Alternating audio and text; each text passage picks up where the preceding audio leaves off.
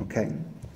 I am reminded this evening of my first day on the job many, many years ago. It feels like a former life when I was working as a paralegal in San Francisco at a law firm. As luck would have it, my first day was Secretary's Day, and since there was no Paralegals Day, they invited all of the paralegals out with the staff and the secretary to a very, very fancy sushi restaurant for lunch. Most everyone ordered the bento box, which came with octopus, shellfish, and all kinds of trafe that I couldn't eat. So when I was growing up, we never went out for sushi. I mean, now we do. We go all the time. But when I was growing up, I never even heard of sushi. We went out for Chinese or any place that had tuna sandwiches.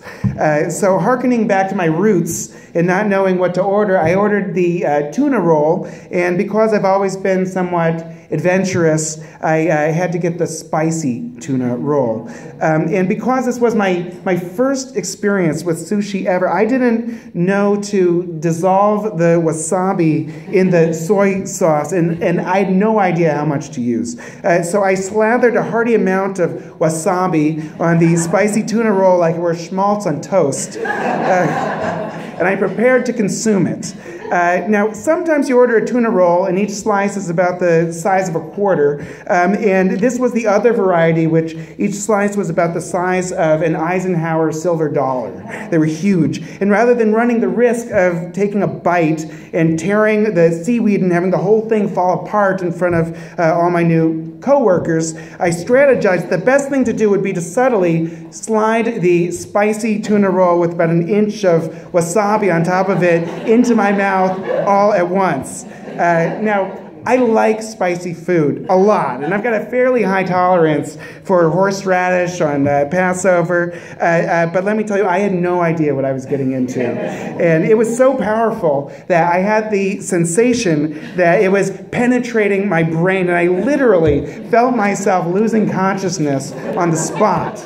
So remember, this is my first day on the job. I had hardly spoken a word to any people yet at all, and I didn't know anyone. So the last thing that I needed was to be the guy who showed up for work on the first day and collapsed on the table at the fancy sushi restaurant. What to do? I knew that I couldn't fight it. I was going to lose consciousness, but I might be able to do it discreetly. So I clenched my fists and I braced my arms on the armrest of the chair, and I leaned back against my chair, and as I slowly felt my eyes begin to close, I had what I would call a religious experience. And I don't know how long I was gone to this day, but it must not have been long, because I came to in exactly the same position, exactly as I was before, and nobody seemed to notice. Or if they did, they never mentioned it, not to this day. And I felt like God had just given me a get-out-of-jail-free card, like from the Monopoly game. In any event, I seemed to get off scot-free, and although I never was the world's best paralegal, I'm proud to say that my sushi etiquette has dramatically improved over the years. Now, I can rest assured that I'm not the only one who ever had a difficult first day on the job. Would you believe that in this week's Torah portion, there is a man who had an exceedingly difficult time with a new job? Who doesn't know the story of Bilam? After the Israelites defeat the Ammonites, the Moabite king Balak seeks help from the prophet for hire Bilam. And fearing that a battle with the Israelites is going to be inevitable, Balak hires this guy Bilam to curse the Israelites so that they're going to fail in battle against them. And to be fair, before he even takes the job, Bilam insists that he can only do what God permits him to do. He's not Jewish, but he worships God and he calls God Elohim, and he says, I got to do whatever God permits me to do. And if God forbids me to curse the Israelites, I'm not going to be able to do that, but I'll see what I can do. Undeterred, Balak, the Moabite king, hires Balaam anyway and has him sacrifice altars on Moab. And alas, Balaam can say nothing bad about the Israelites, whom he blesses. Balaam is not having an easy time with his new job, and Balak urges him to try one last time at a new location, where Balaam can't help but disappoint his employer. And he practically burst out, Ma tovu ohalecha Yaakov, mishkanotecha Yisrael, how goodly, how wonderful are your tents, O Jacob, your dwelling places, O Israel, by which he's referring to the people Israel. After being fired, Balaam prophesies the destruction of Balak and the Moabites and just about everyone but the Israelites. When I think about Balak and Balaam, I believe there are at least 3 valuable lessons that we can draw from this teaching from the Torah. Lesson 1.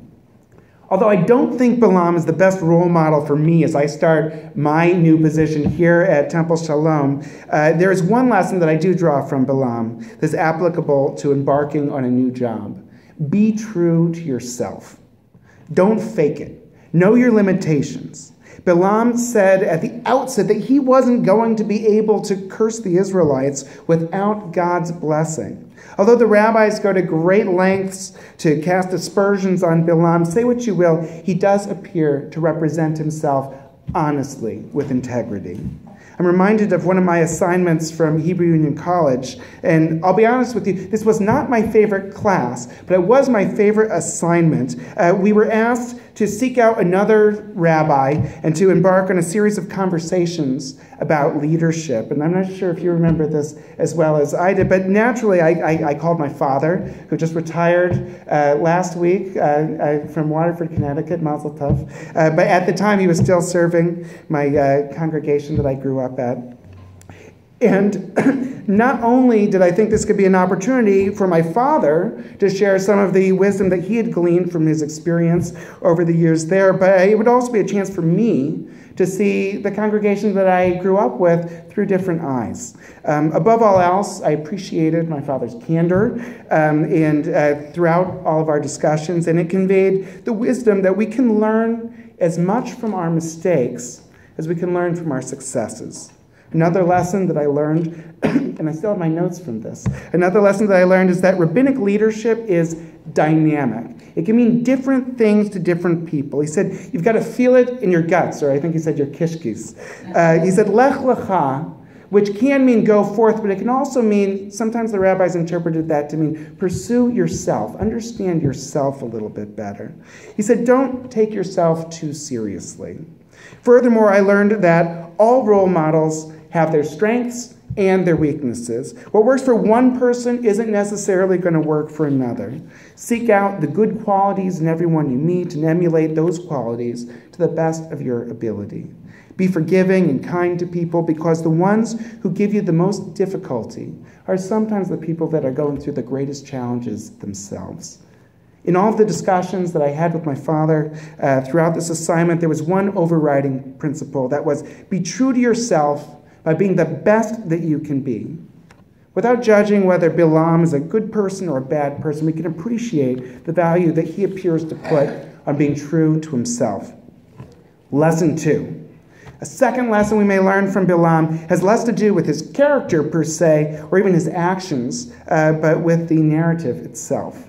The story of Balaam teaches us to consider the ways in which the Jewish people are regarded by the other people with whom we live among.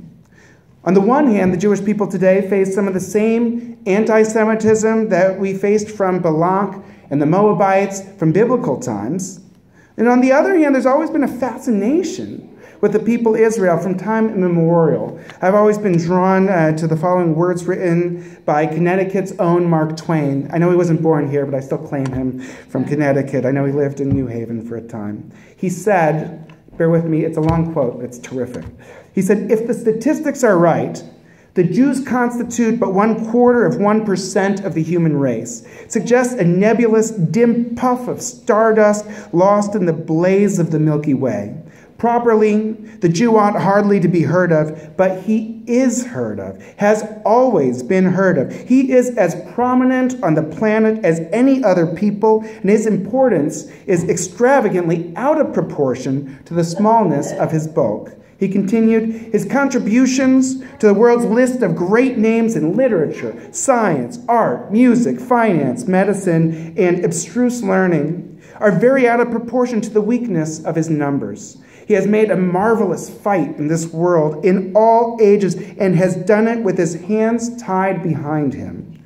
He could be vain of himself and be excused for it. The Egyptians, the Babylonians, and the Persians rose, filled the planet with sound and splendor, then faded to dream stuff and passed away.